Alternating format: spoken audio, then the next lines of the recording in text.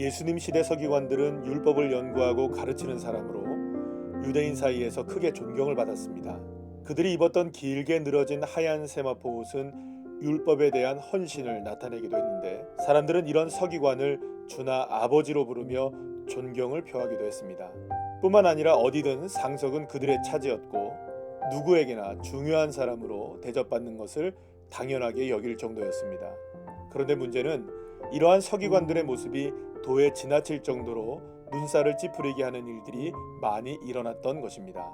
예수님은 예루살렘에서의 마지막 가르침으로 이런 서기관들의 외식의 문제를 제기하셨던 것입니다.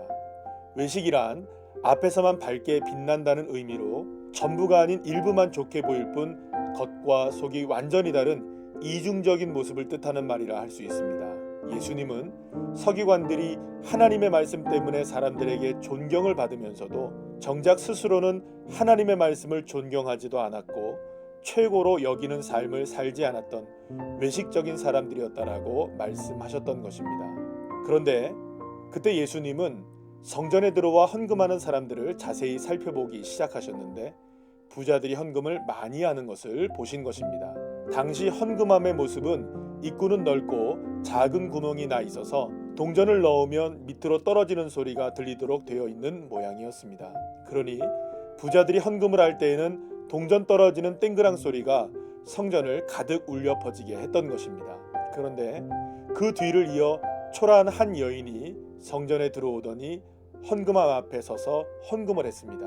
그런데 동전 2개가 떨어지는 소리가 너무나 선명하게 들리는 것이 아닙니까?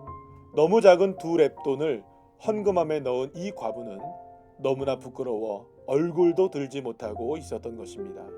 이 모습을 보신 예수님은 제자들에게 이 가난한 과부는 헌금함에 넣는 모든 사람보다 많이 넣었도다.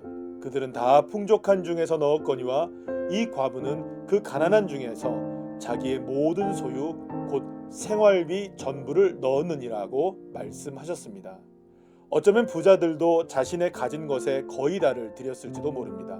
그러나 예수님은 아주 보잘것없는 금액이지만 그것이 생활비의 전부였던 과부의 헌금이 부자의 헌금과는 비교할 수 없는 가치라고 말씀하신 것입니다. 왜냐하면 과부의 동전 2개에는 이 여인의 눈물이 묻어 있었고 마음의 아픔이 담겨져 있었고 이 여인의 삶이 고스란히 담겨진 전부였기 때문입니다.